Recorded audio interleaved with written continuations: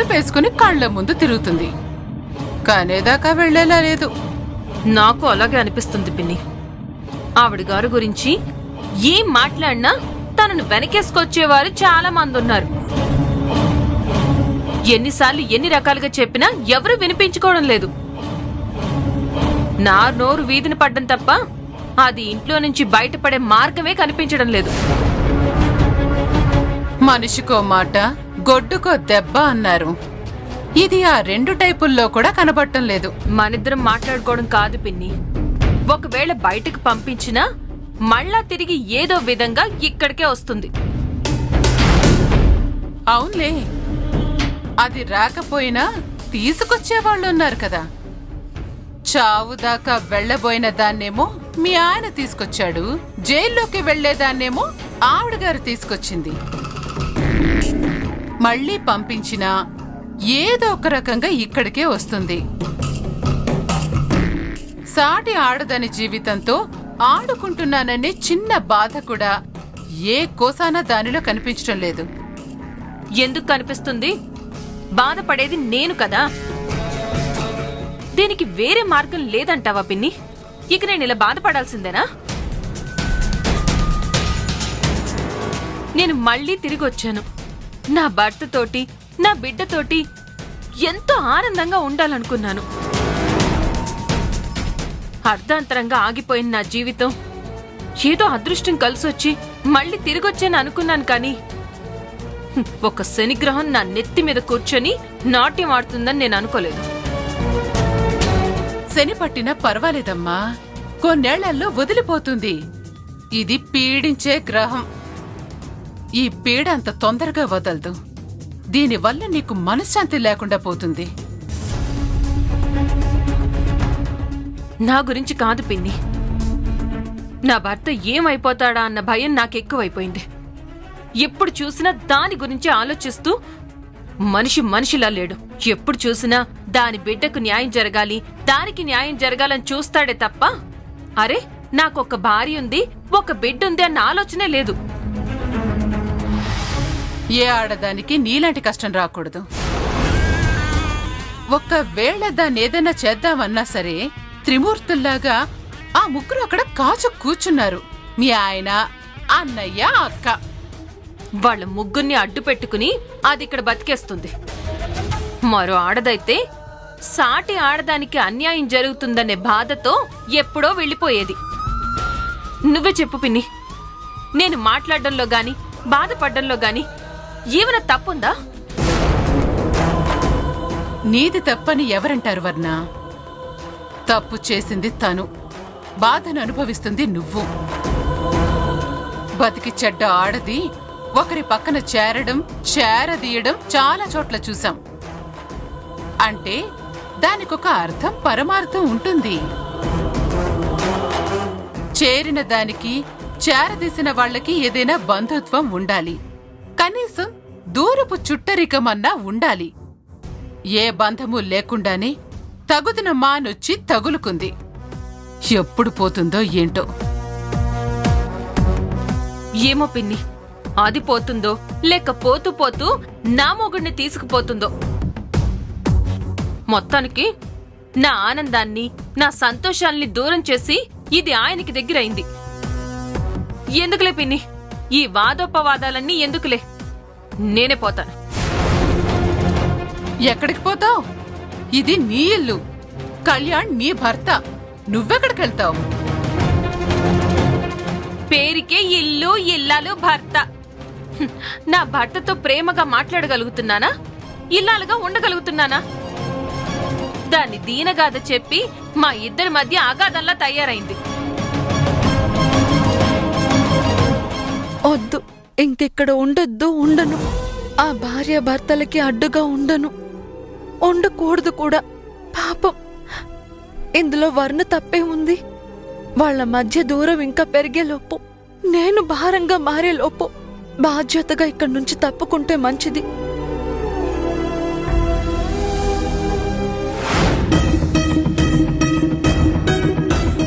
ఈ విషయం ముందు ఆకాష్కి చెప్పాలి, ఎంతో ఆనందపడతాడు.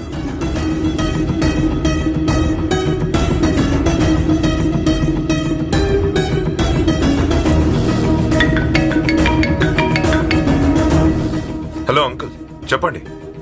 అల్లుడు, నీకు ఈ విషయం తెలుసా? ఏ విషయం అంకుల్? ఏంటి ఏదో చాలా ఆనందంలో ఉన్నట్టు మీ మాటల్లో తెలుస్తుంది. ఆనందం ఏంటి అల్లుడు, పరమానందం.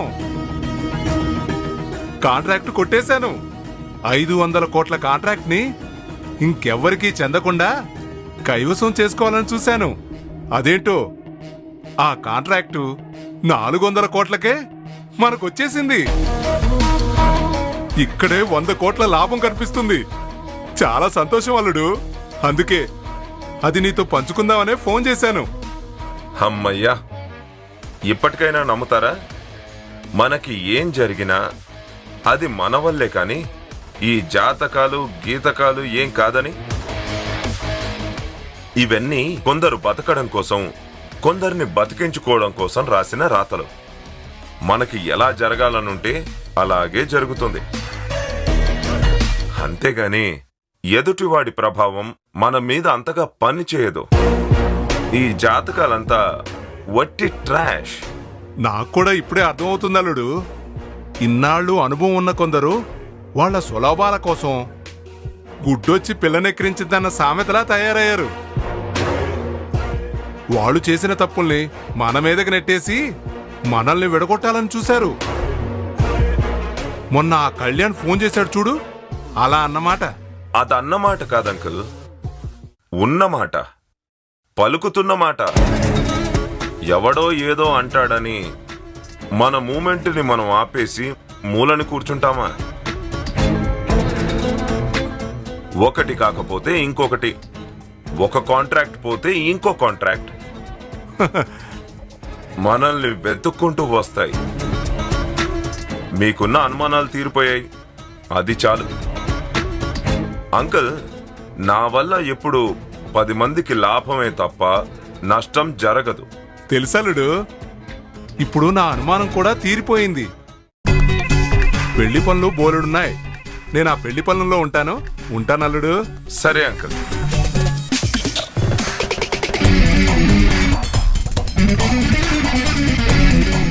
ఇదమ్మా విషయం. మా మామగారు 500 కోట్ల కాంట్రాక్ట్ 400 కోట్లకు వచ్చిందని తెగ మురిసిపోతున్నాడు.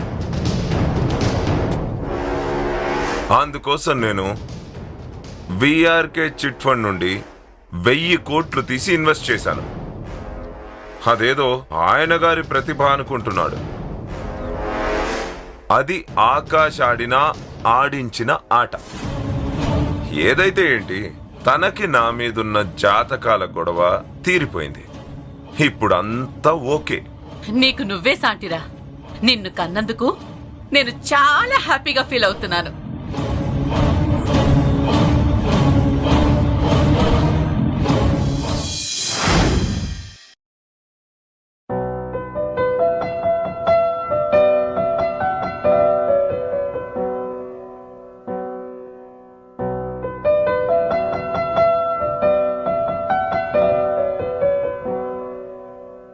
గిరిజమ్మ, నువ్వు అన్నం తినిపిస్తుంటే తెలియకుండానే ఎక్కువ తినేస్తున్నాను. నువ్వేం ఎక్కువ తినట్లేదు, మామూలుగానే తింటున్నావమ్మా.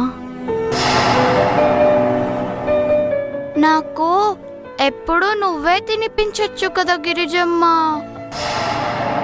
సరే, ముందు నువ్వు తిను.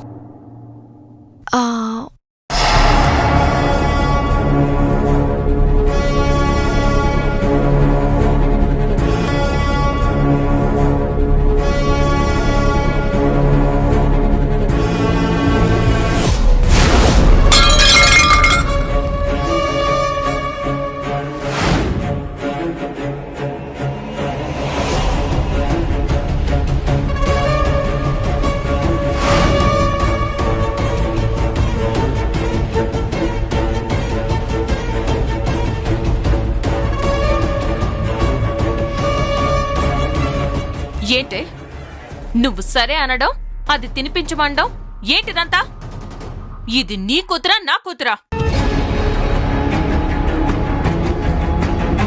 ఏం గిరిజా, నీకెన్నిసార్లు చెప్పాలి నా మొగుడు జోలికి నా కూతురు జోలికి రావద్దని? నువ్వు వినిపించుకోవా? లేక ఇది నాకు చెప్పడం ఏంటనుకుంటున్నావా? మొన్నటికి మొన్న నా మొగుడికి టిఫిన్ పెడతాను అంటే గట్టి పెట్టాను, సరిపోలేదా? అసలు నీకు సిగ్గే లేదా? నీకంతగా పిల్లల మీద ప్రేమ కారిపోతే నీకు పుట్టబోయే బిడ్డ కోసం దాన్ని దాచుకుని అప్పుడు ఆ బిడ్డకి పంచు. అంతేగాని నా బిడ్డని నీ అండర్లోకి తీసుకోవాలనే ప్రయత్నం మాత్రం చేయకు. నేనిప్పుడు ఏం చేశానని వర్ణ అన్ని మాటలు అంటున్నావు? నేను చాలాసార్లు తినిపించాను. చిన్నపిల్ల అడిగిందని తిని. ఆపో! ఎవరికి కావాలి నీ సంజాయిషి? ఇలాంటివి మళ్ళీ రిపీట్ అయితే మాత్రం అస్సలు నిన్ను క్షమించను. అది అడిగిందంట, ఈవిడ గారు పెట్టిందంట. చిచి, ఒక్కసారి చెప్తే వినాలి. నువ్వు రావే.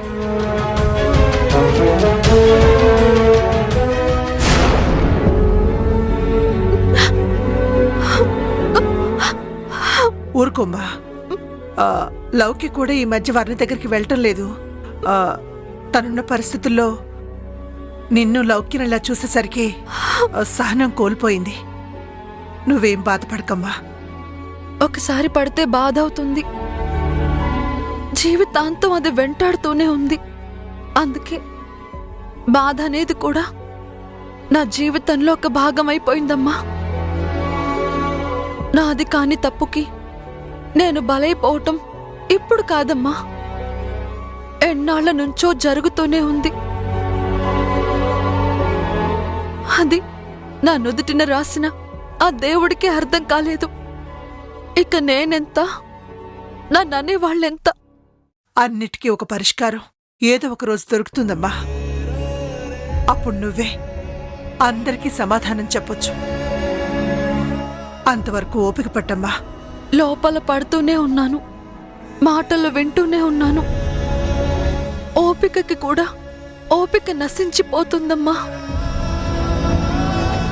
నాలాంటి జీవితం ఏ ఆడపిల్లకి రాకూడదు.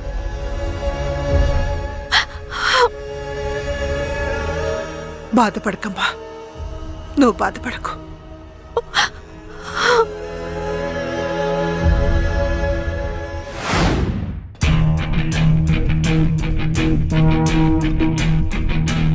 Good evening sir. Very good evening Jayachandra గారు. మనం అనుకున్నది అనుకున్నట్టే అవుతుంది కదా? ఆ ఆకాష్ ధరణి అండ్ కోకి టెండర్ వచ్చిందని ఆనందంలో ఉన్నాడు, అంతేనా? అంతే సార్. కానీ కానీ ఏంటి జయచంద్ర గారు? వాడు హఠాత్తుగా ఎక్కిన మెట్లన్నీ స్టెప్ బై స్టెప్ దిగుతూ కిందకొస్తాడు. వచ్చేలా నేను చేస్తాను. చేస్తారు సార్. కానీ ఆకాష్ ఇంట్లో పెళ్లి పనులు మొదలయ్యాయి. ఆ ఈశ్వర్ గారు టెండర్ గెలిచారన్న ఆనందంలో పెళ్లికి ఓకే అన్నట్టున్నారు. ఆకాష్ సంతోషంలో మునిగి తేలుతున్నట్టున్నాడు. ఈ పెళ్లి జరిగితే ఇటు గిరిజ గారి జీవితం నాశనం అవుతుంది. ఇటు గిరిజ జీవితమే కాదు జయచంద్ర గారు, అక్కడ ధరణి జీవితం కూడా నాశనం అవుతుంది. ఎట్టి పరిస్థితుల్లో ఈ పెళ్లి జరగకూడదు. కానీ ఎలా ఆపుతాం సార్? ఆల్రెడీ మ్యారేజ్ ఫిక్స్ అయింది. రేపటి నుంచి ఆ ఆకాష్ ఇంట్లో పెళ్లికి సంబంధించిన ఏర్పాట్లు జరగబోతున్నాయి. పెళ్లి తతంగం మొత్తం ఒకదాని వెంట ఒకటి జరగబోతుంది. పెళ్లి తతంగమే కదా, పెళ్ళైతే జరగలేదు కదా.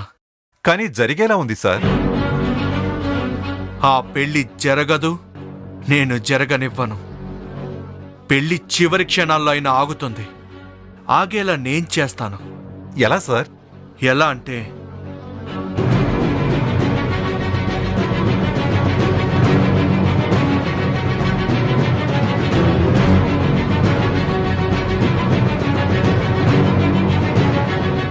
అది అర్థమైందా జయచంద్ర గారు?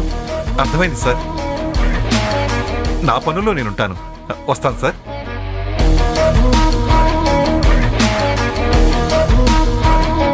రే ఆకాష్, తెలివి నీకే కాదు, మాకు ఉంది.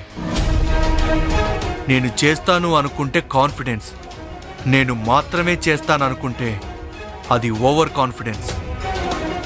Over confidence leads to accident. Akash, ముందుందిరా మొసళ్ళ పండగ. Just wait and see.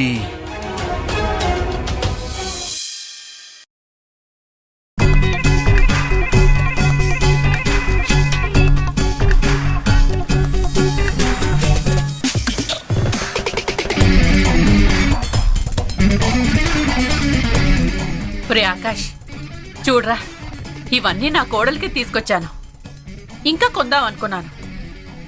ధరణికి phone చేసి అడిగితే అసలు అన్ని కొన్నారెందుకు ఆంటీ అని అంది. ఏదో నా సంతోషాన్ని కాకపోతే ఆ ధరణికి ఇవన్నీ ఏమాత్రం? అవునమ్మా, మన ఆనందం కోసం మనం చేసుకోవడం తప్ప అసలు అన్ని తనే చూసుకుంటున్నారు.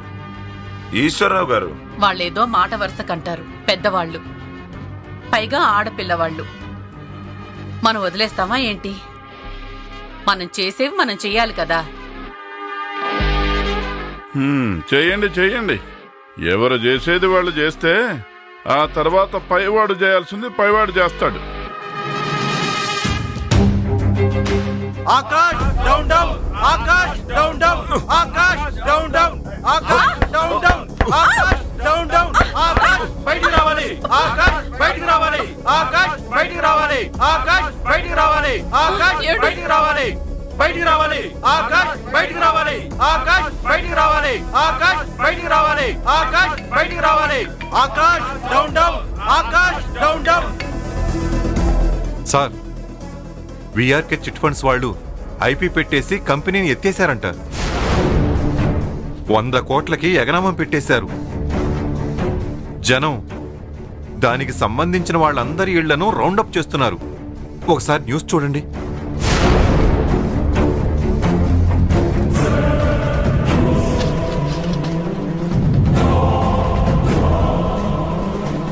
ఈ మధ్య ఎప్పటికప్పుడు టీవీల ద్వారా, పేపర్ల ద్వారా ఎంత చెప్తున్నా జనాలు మోసపోతూనే ఉన్నారు.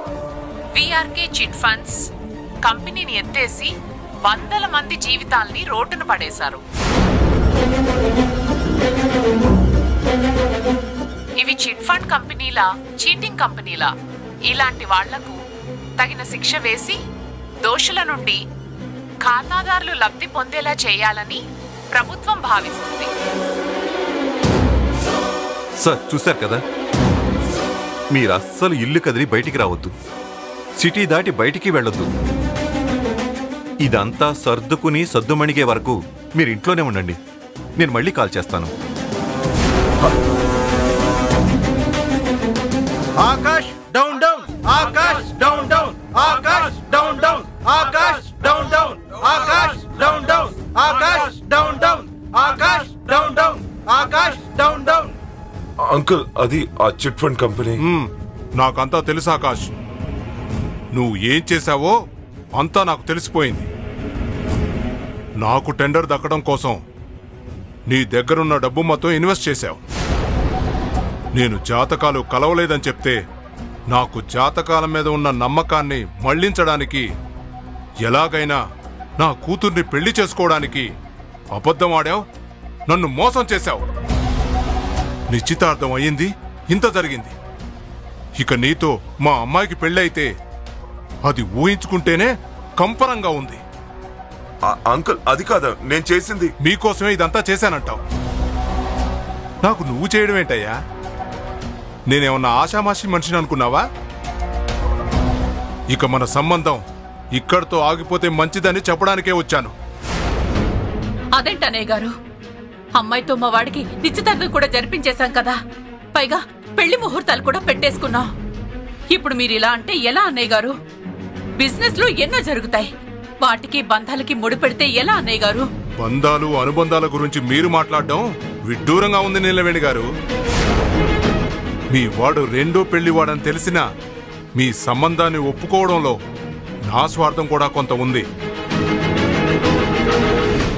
దాన్ని అడ్వాంటేజ్గా తీసుకొని నా యావదాస్తికి ఎసరు పెడుతున్నారని తెలిసే నా మనసు అంగీకరించలేదు. పైగా ఇది జరిగిన తర్వాత మీ గురించి బయట వాళ్ళు చెప్తున్న ఒక్కొక్కటి చూస్తుంటే ఎందుకో మీ చేతుల్లో నా బిడ్డ జీవితాన్ని పెట్టడం తప్పు అనిపించింది. మీ సంబంధానికి ఒక నమస్కారం.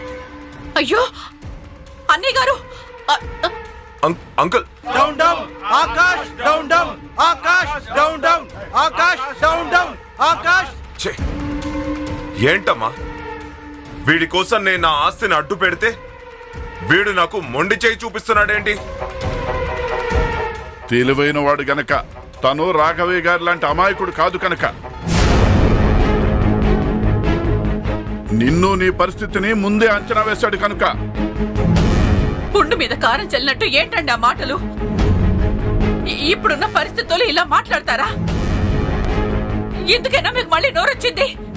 ఒక ఆడపిల్ల జీవితాన్ని ఎలాగూ కాపాడలేకపోయాను. మరో ఆడపిల్ల జీవితమైనా కాపాడతానేమో. అందుకే మళ్ళీ గొంతిచ్చాడేమో ఆ భగవంతుడు. ఒరే ఆకాష్, ఇప్పటికైనా మారరా. నువ్వు చేసిన ఒక్కొక్క పాపం నిన్ను వెంటాడి నిన్ను పతనం అంచుల దాకా తీసుకొచ్చింది. ఆడదాని ఉసురు ఊరికే పోతురా. ఇప్పటికైనా మారరా మూర్ఖుడా. నోర్మై, నిన్ను ఏంట్రా కొడతావా? కొట్టి చంపేయ్. ఎప్పుడో ఒకనాడు నీ చేతిలో నా చావు ఖాయమని నాకు తెలుసు. అదేదో ఇప్పుడే కాని. నీలాంటి వాణ్ణి కన్నందుకు ఏ తండ్రికైనా ఇంతకంటే ఏముంటుంది అవమానం. Akash down down, Akash down down, Akash down down, Akash down down, Akash down down, Akash down down, Akash బయటికి రావాలి, ఆకాష్ బయటికి రావాలి, ఆకాష్ బయటికి రావాలి, ఆకాష్ బయటికి రావాలి.